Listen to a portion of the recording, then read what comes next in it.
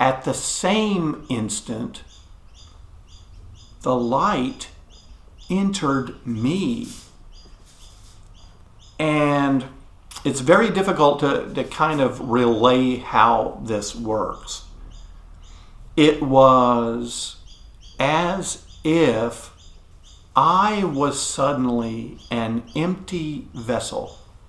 I was a container myself. And the light that was him begins to fill me up completely. Like you would fill up a water balloon, right? It takes that shape and it starts to expand. Well, I felt as if I was expanding. And I was expanding with the love of God. So let me tell you, as soon as I enter the light starts to enter me. I have this instant knowledge, undeniable knowledge, clear, perfect knowledge. You know that you know that you know. This is Jesus. This is God. This is the creator of everything. And there was no questioning it. I knew this to be true.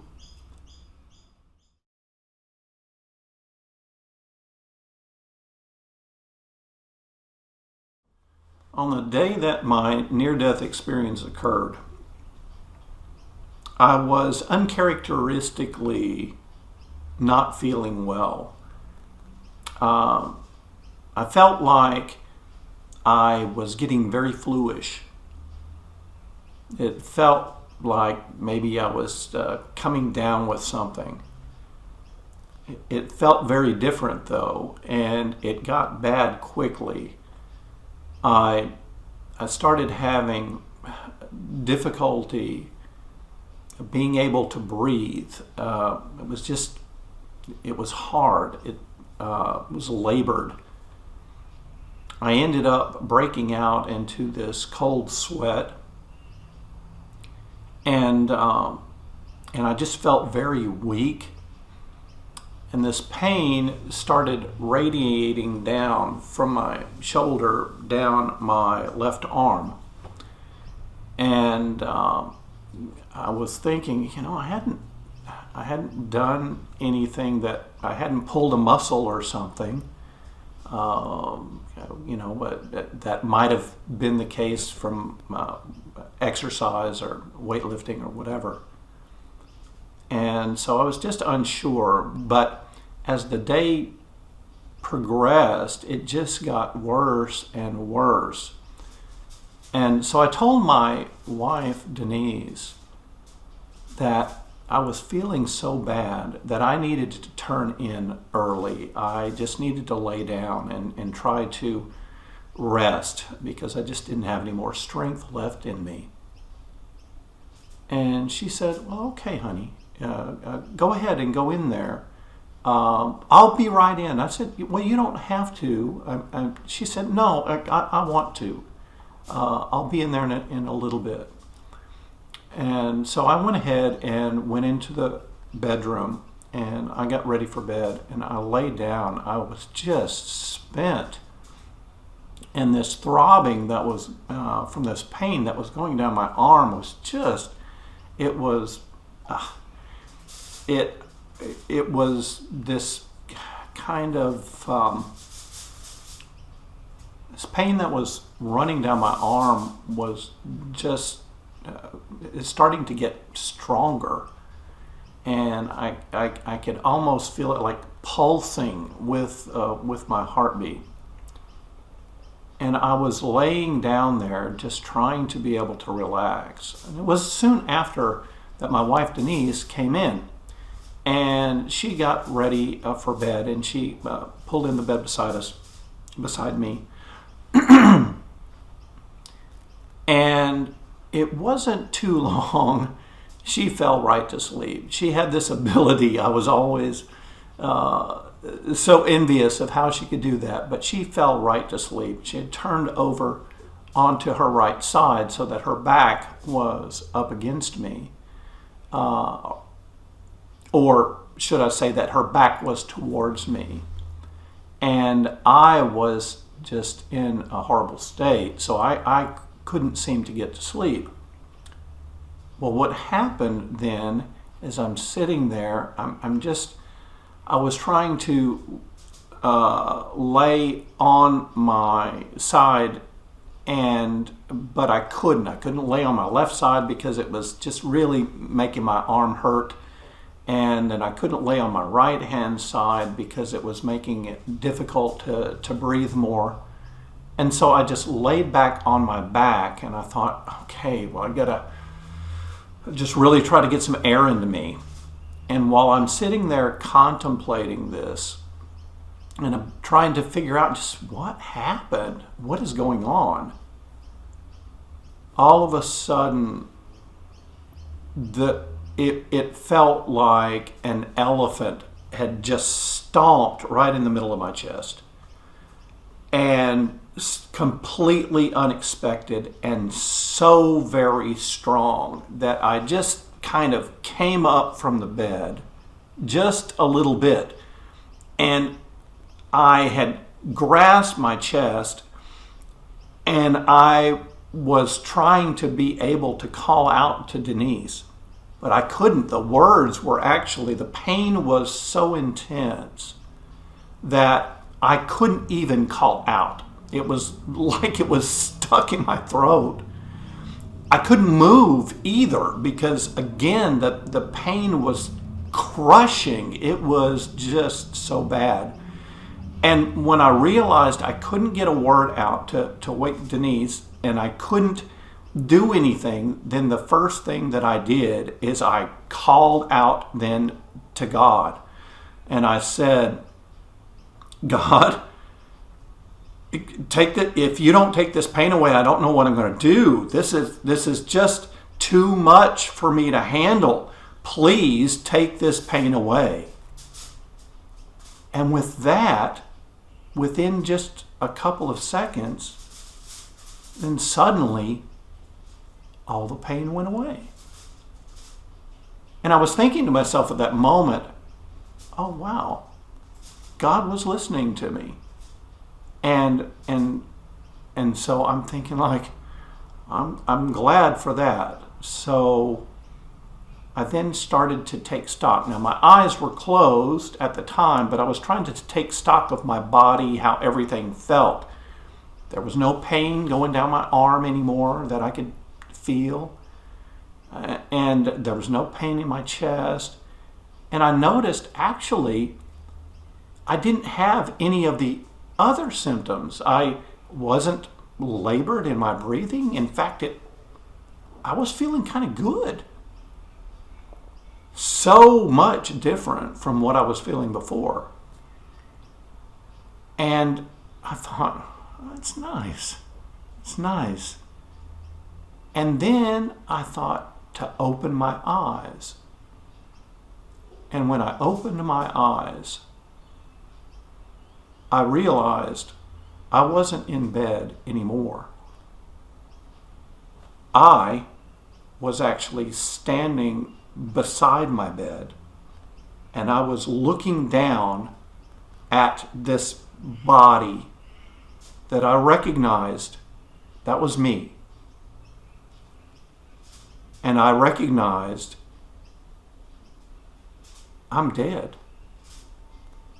And I thought to myself, and I don't look that good either, because this body that's laying on the bed still has a hand that was clutched to the chest, and this kind of this look on the face. It seemed like it was painful, but obviously dead. And I'm looking around, and the thing about it is, this is at night, but I'm able to see incredibly well. As you can see, I wear glasses. I wore glasses then.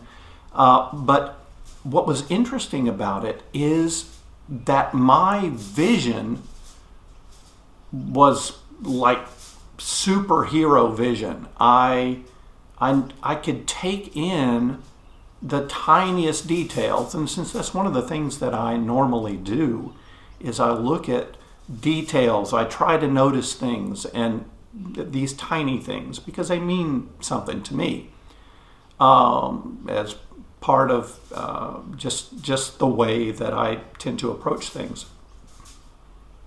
And while I'm looking around and noticing everything, I could see, of course, that my wife was still sound asleep there. And then from behind me, I hear this voice, Wayne. And I looked around, I got like, somebody calling me? Then I hear it again, Wayne. And I recognized that it was coming from behind me. So I turned to look, and now, of course, I'm in the bedroom, and so there is a wall that's just a few feet past the edge of our bed, and there's a window, a big plate glass window that looks out onto, there was this, this street and a curb that goes out there behind where our house was. But I also noticed I could not only see through the window, I could see through the wall as well.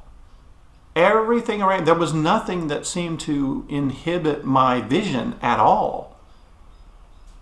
And another funny thought about it was, it seemed perfectly normal. It wasn't like I went like, oh, neat, I can see through things, I've got X-ray vision. No, it just seemed like it was perfectly natural. And then I did something else that was also, I thought, strange and yet perfectly natural at the same time. As I look out, I can see sitting out on this curb is this woman. And for a moment there, I thought, wait a minute. I know this person. I don't know how I knew this person. I don't know what that was, but there was just like this internal knowing that I knew who this person was. What's her name? Her name was Linda. Yeah, this is Linda. Well, I didn't even stop to think, who's Linda? I didn't recognize, as I look at it now, I still don't to this day know who this Linda was, but at that point I knew her.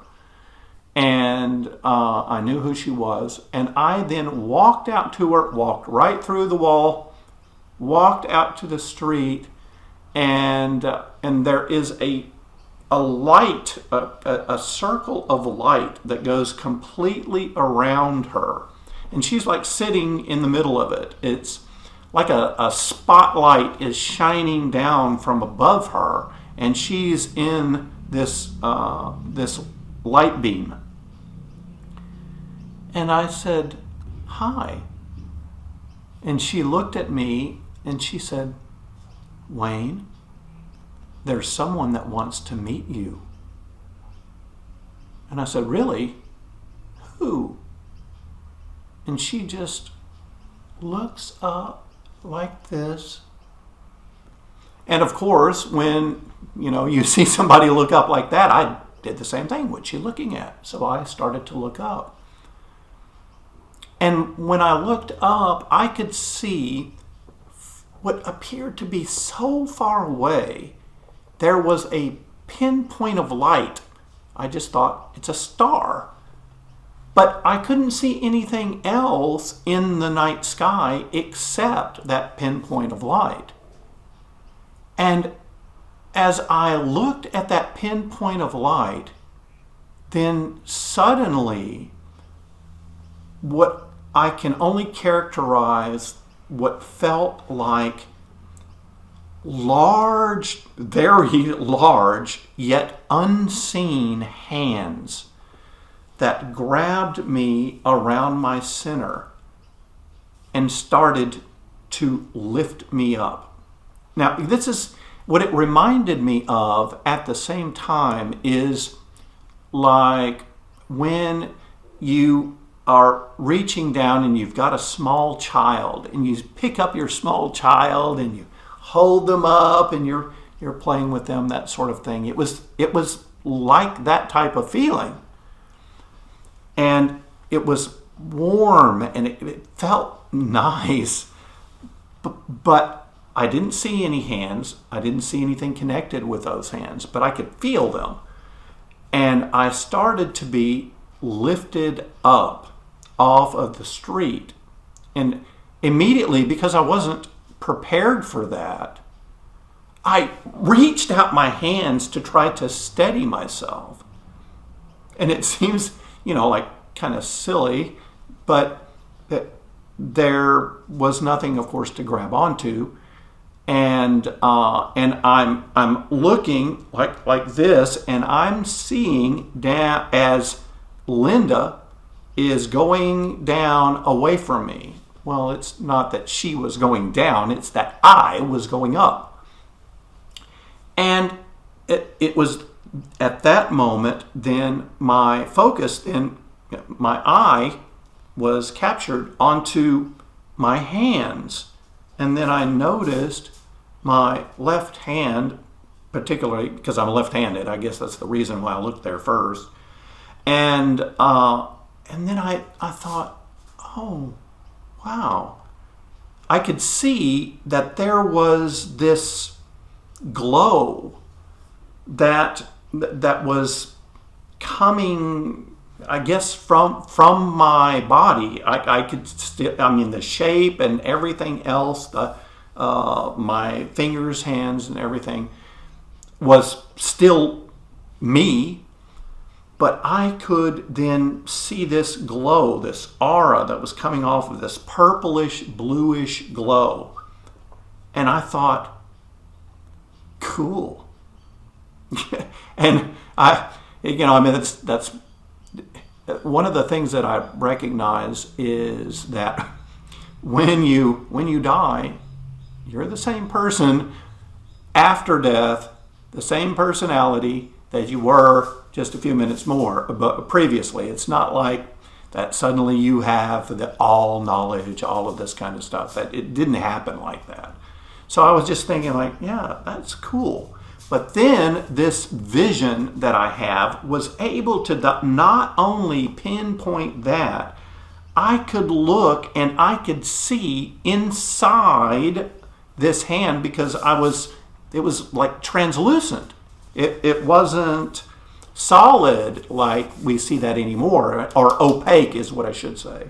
You couldn't see through it as we look at it now, but then I could recognize, yeah, you almost could. And I could see the veins and everything inside my hand. There's no blood in there. It's like light is going through there. It's all of that. It's me, only a light me, for lack of a better term. And so then I noticed that, and I'm like, wow, that is really cool. And then I looked at my feet, and I can see them.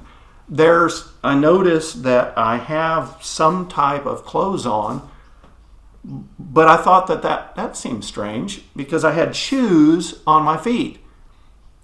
But I wouldn't have had shoes on my feet because I was in bed. So I thought, that seems kind of strange too. Didn't know why that was. But it was just an observation that I made. Now, all of this, I want to tell you this too, because all of these observations, all of these things that I noticed, things that I thought, are happening in almost split seconds, parts of seconds. It's happening so fast. And of course, as I'm telling you this, it sounds like some kind of linear type of thing. This happened, this happened, this happened. But it's really all kind of happening almost simultaneously. But it's the recognition of all of these different pieces and parts that are happening together. And I'm able to separate them in my mind. I'm able to do that. I can focus on something, get all the information from that, focus on something else, get all that information from that. And so what I'm recognizing then now is that the direction that I'm going, the being picked up, and I'm going now through the cloud layers, and I can see the land masses and everything going down before me. And as I'm looking that way and I'm noticing that, I then turn my attention back up, and I'm going out into space. And while I'm out in space,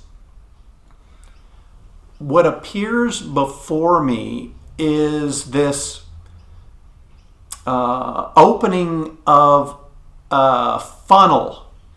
And so it's opened this way, and it goes in and makes this tunnel that was, I don't know, it had a pretty large circumference in comparison to me. So I mean, it wasn't real tight and confining. It had plenty of room to it. It was quite large. But it was also dark. I noticed that it was dark just like space was, yet I could differentiate and I could see the opening to this funnel within it. And I went up into the funnel. And during the course of this, it's ever increasing in speed. And as I went into this funnel, there are several different things that happened. One, I recognized that, oh my goodness, there was this cool breeze that, I mean, like if you were sitting on a tropical island and you had this cool breeze and you just felt so good. It was like that. I could feel it. But what was most interesting to me at this point is all around the edge of this tunnel were angels.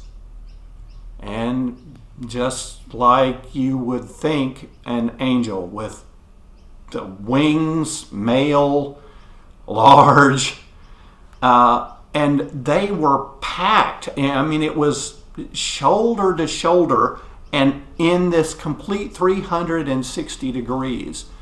All of them. And they were talking to themselves. Now, again, it's very dark, so I could barely make it out, except that my vision was able to see this, differentiate this.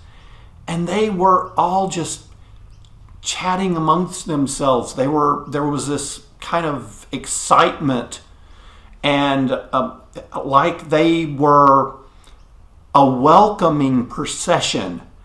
I'm going through this tunnel and they're all around me and they're excited for me to be coming in. And I was trying to think, what did it remind me of? What kind of feelings and thoughts was I having there? Well, it was like a military procession, because as angels, that's what I got, is they were like military men. So in a military wedding, you've got the bride and groom. When they go through this procession of officers that are lined on both sides, And then they hold up swords and they're crossed up over the top, and the bride and the groom walk underneath that. So that would be effectively like a tunnel, and they walk through that little tunnel that the officers have made. And it's a very exciting it's just a wonderful time for the couple, and the honor, of course, that they are experiencing from that particular procession. That's what this felt like. It felt like a procession. It felt like I was being welcomed, and they were excited to see me. Not only that they were excited for me, that they are there, that they are able to be a part of this. It was just, I was like awed by it. I think like they're excited for me. At the same time, so what is happening is I'm starting to speed up. And so this speed by this time is starting to get so fast that I recognize I'm actually going faster than the speed of light. But then the human mind in me says, wait a minute, you're not supposed to be able to do that. And so at that point, I started to become uncomfortable with that level of speed. And as soon as that discomfort, as I began to feel this discomfort, I began to slow down just a little bit, just to where I was comfortable enough with it. And then I thought, oh, that's better. And so I'm looking then again through this tunnel, and the light, that pinpoint of light that's at the other end, I can see that it opens out just like in that funnel shape that I had coming in. And I could tell that where this light was in a completely different realm. I recognized that there was like this type of barrier or separation or just an obvious difference, that you're going from one particular type of space to a completely different type of space. And at the same time, stars and everything that I can see outside the tunnel, just like you were you could see on a Star Trek episode where the lights are streaking by at just enormous speed because they're going faster than the speed of light. And but I'm turning my attention more and more towards this light, and it's beginning to grow in my field of vision because I'm getting closer and closer to the end. And then it's still looking like a star to me.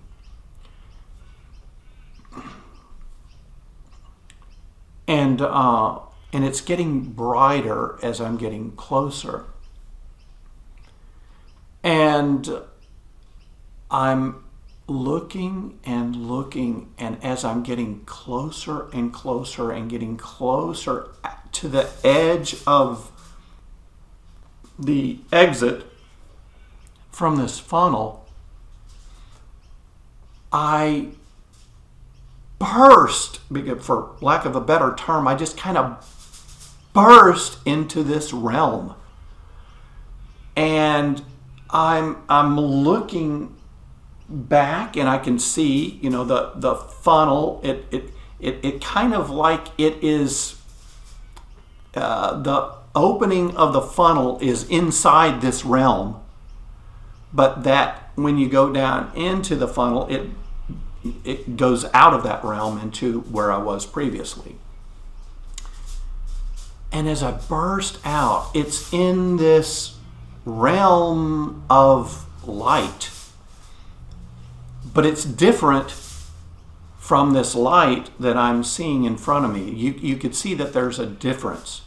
The light all around, and yet this star, it's tens of thousands of times brighter than our sun.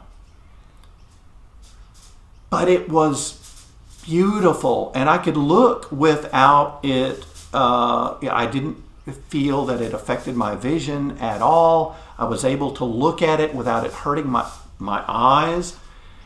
And in fact, it was beautiful. Just beautiful. There was a purity to it. There was life to it. This was a living light. And I'm trying to be able to figure it out, because it is white. It's a white light, but to be able to call it white does it a disservice, because it's not a white that exists in our earthly reality. It is so much more pure, and it's a color that is just outside of our realm of experience. And the interesting thing, of course, then that means that most all of those colors are outside of our realm of experience, because white light is actually contains the entire spectrum, right? So that was I was thinking, like, wow, this is beautiful. But I'm still heading towards this light. There's a boundary to it that separates itself from the rest of the light, and you can see that.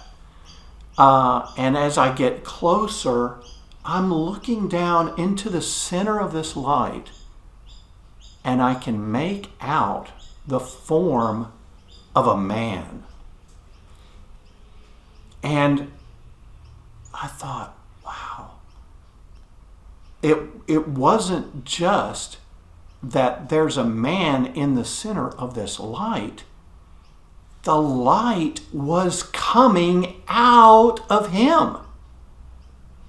And as I recognize this, and his arms are outstretched, and it's just pouring out this light. Now, all I can make out is the shape and form of the man first. And by the moment of this recognition, with these arms outstretched towards me, like he was, like you would reach out to hug someone. And at that moment, I entered the light. I entered this light. And at the same instant, the light entered me. And it's very difficult to kind of relay how this works. It was as if I was suddenly an empty vessel. I was a container myself. And the light that was him begins to fill me up completely. Like you would fill up a water balloon, right? It takes that shape and it starts to expand. Well, I felt as if I was expanding. And I was expanding with the love of God. So let me tell you, as soon as I enter the light starts to enter me. I have this instant knowledge, undeniable knowledge, clear, perfect knowledge. You know that you know that you know. This is Jesus. This is God. This is the creator of everything. And there was no questioning it. I knew this to be true. This man is the way, the truth, and the life. Now, when this happened, you have to understand, I had not been a Christian except for the total length of time of 1 week. So I didn't know that this was actually a scripture that was in the Bible. Of course, I found out later. But as I'm experiencing this, that knowledge came to me, and it was unquestionably true. Now let me tell you about the love of God. We think we know what love is here on earth, but words are just inadequate to really give you the impact of what this is. When it was rapturous, it was blissful, it was joyful, it was ecstatic. If we were to combine all of those terms in the greatest experience of ecstasy and love and rapture and joy in our life here on earth, the greatest potential for that experience, and then multiply that times 1,000,000,000. And that would only be the beginning of a way to explain it, because there's just really no measuring stick with which to kind of give a true accounting of what this was. There was no end to it. This is infinite. And where you think it could have possibly have experienced the most of it, you're still just beginning. It doesn't stop. And so this love is filling me so much, and I feel like I'm expanding and expanding and expanding with it. There's a pressure to it from inside me outward. And I am just enraptured by it all,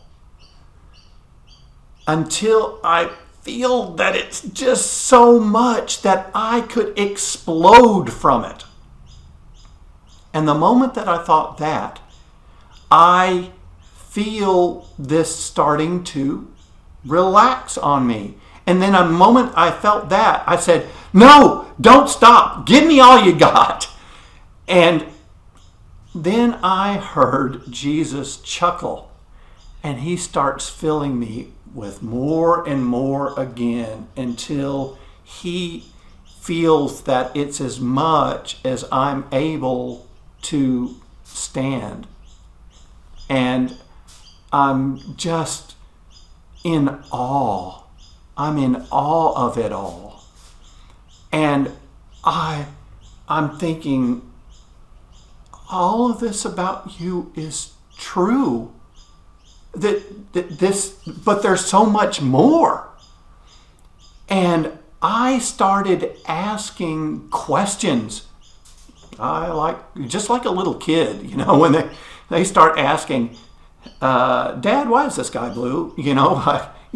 Those types of things. I am asking all of this. Well, what about this? What about that? What about this? And he starts answering them. But let me tell you about this answer. The answer comes instantaneous. But the answer is like a complete volume. If you could imagine that, when we ask a question, we get a linear response, and then we can think of other things, other questions that might be related to it that might come to mind. And the whole point is to be able to gather as much information surrounding in as much detail around a particular topic or question that we have, that we then want to be able to develop what we would consider a complete answer, right? It doesn't leave anything to be asked. Well, that's what happens here, but a millionfold. So when he answers a question, it is as if he has already thought of, contemplated, or understood every possible other question that would be connected with it. And he answers it just with all 360 degrees, every possible connection, all answered at one time. You get an entire volume of information in an answer to your question, and the question is answered completely. In other words, there's nothing else left to ask about it. He has given you every part of it in that answer. And then I would ask another question, and then another question, and I'm just like, whom. I'm filled up with libraries of information.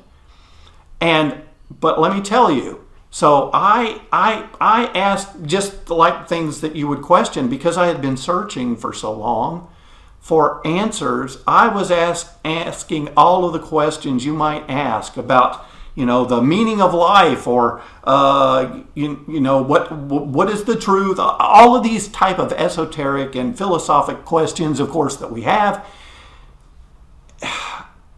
And I got all of these answers. Let me just give you the one answer.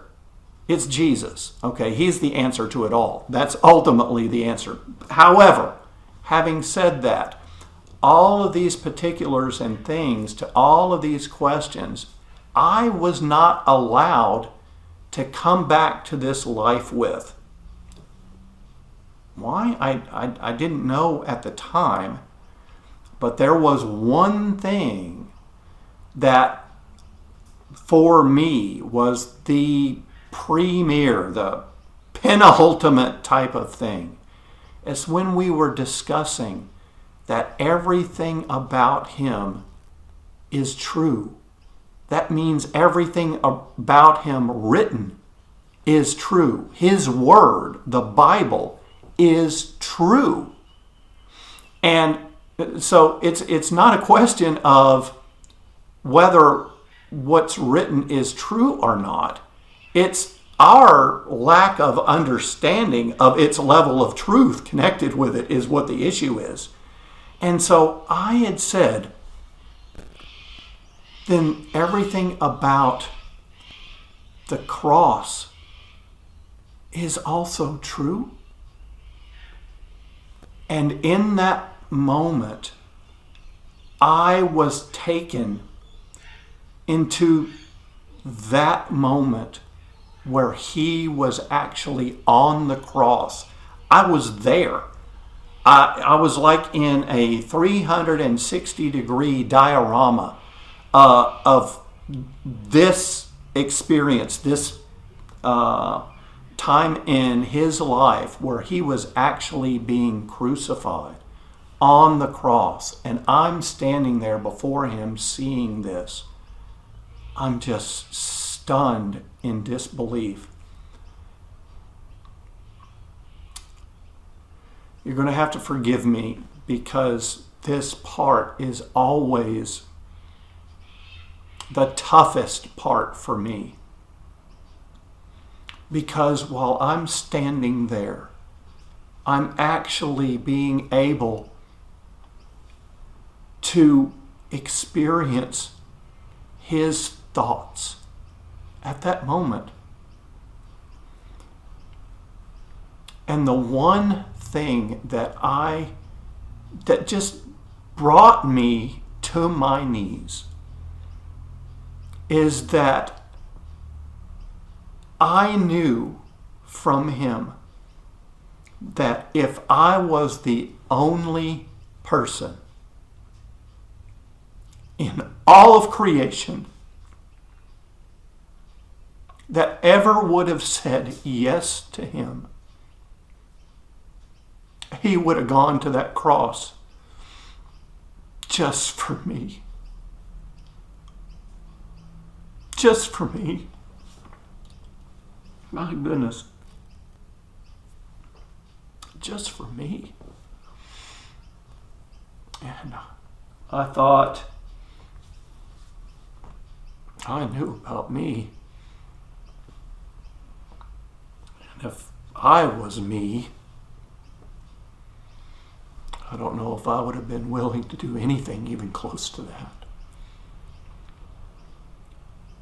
But then I also recognize this other truth, is that he would do that for every other person as well. For you, everyone. He went to that cross just to be able to have a personal and intimate relationship with you and me.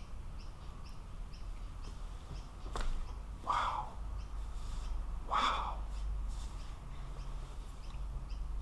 And I wanted that. And so I asked then more and more questions. And then he chuckled again.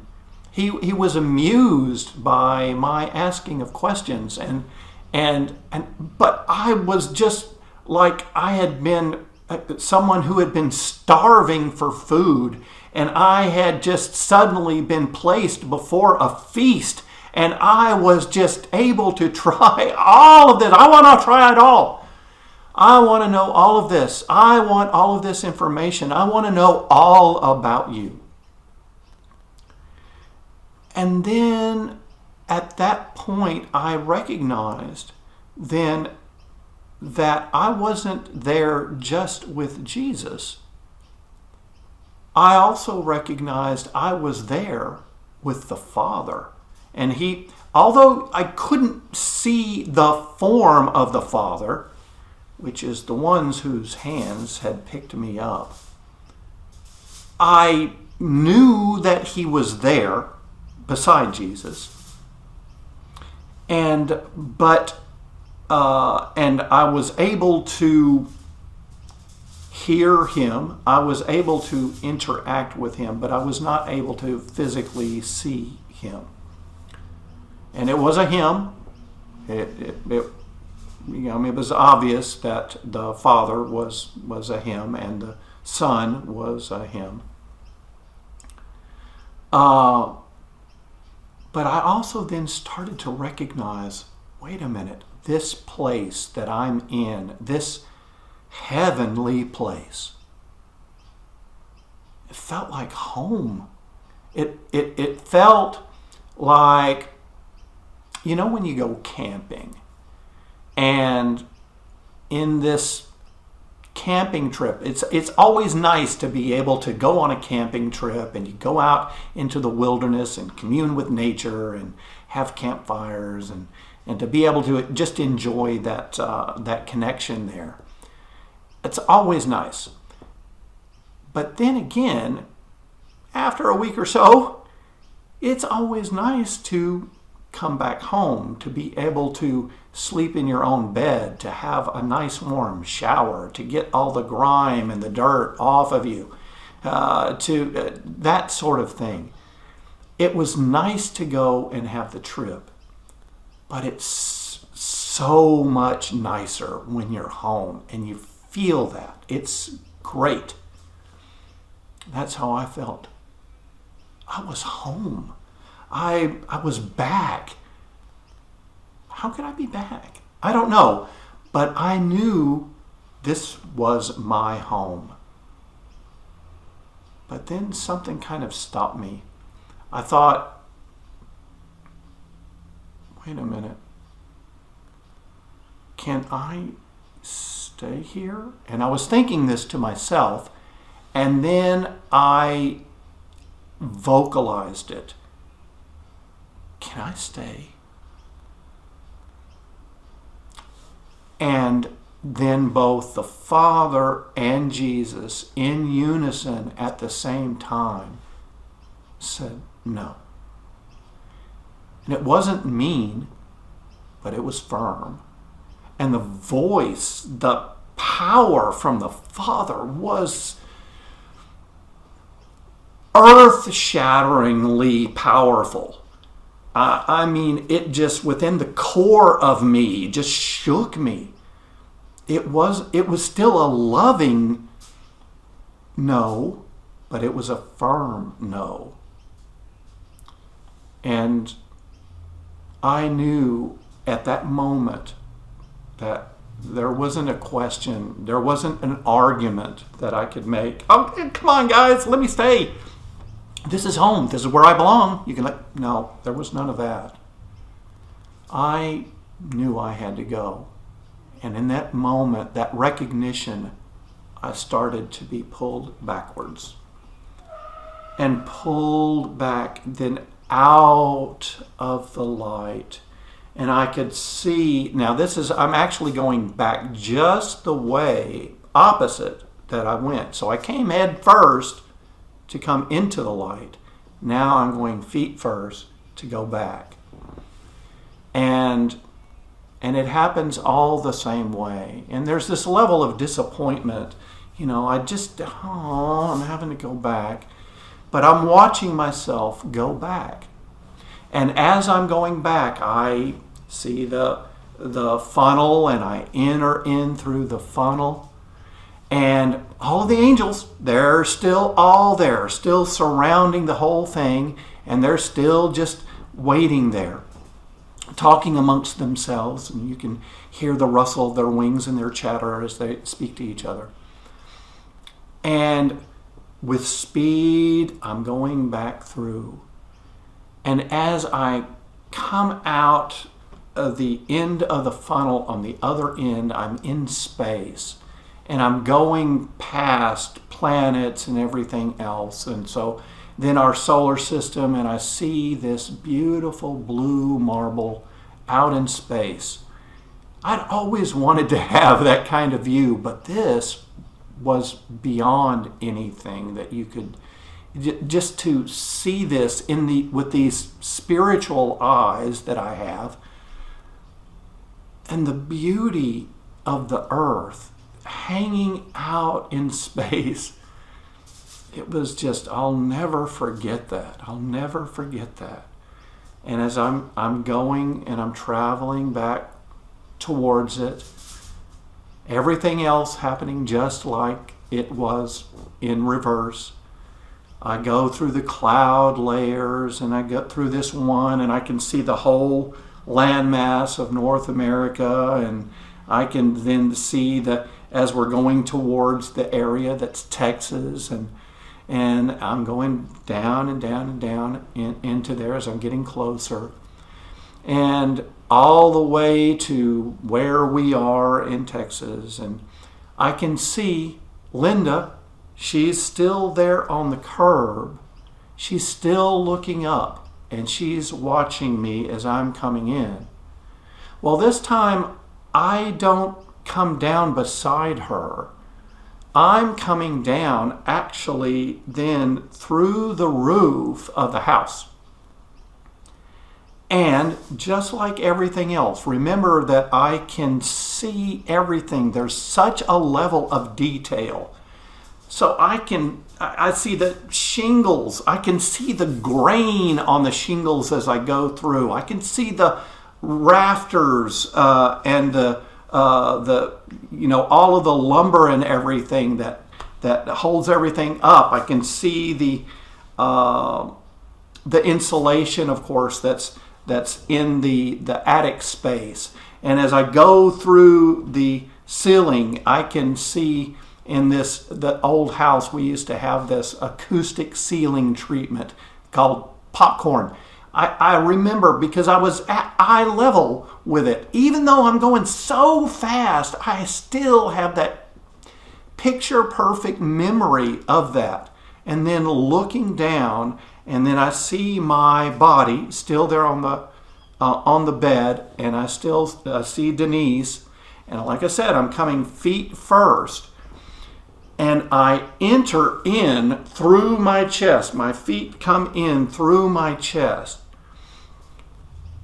And I slammed into my body with such force that once I enter and I feel like I'm locked in, my physical body actually rebounded from the impact, from this reconnection, just from the force of it, rebounded, and I was thrown up. My body was thrown over the end of the bed out into the middle of our bedroom.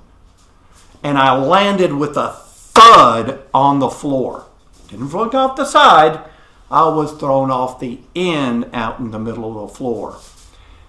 And when that sounded, when that happened, that is what woke Denise up. She heard this loud thump, out in the floor, which was me. And she then wakes with a start. Well, it's dark and she can't see me. And I am suddenly back in pain again. But this pain is different. There's this huge burning in my chest. And I'm not able to quite try to speak yet. It's very difficult.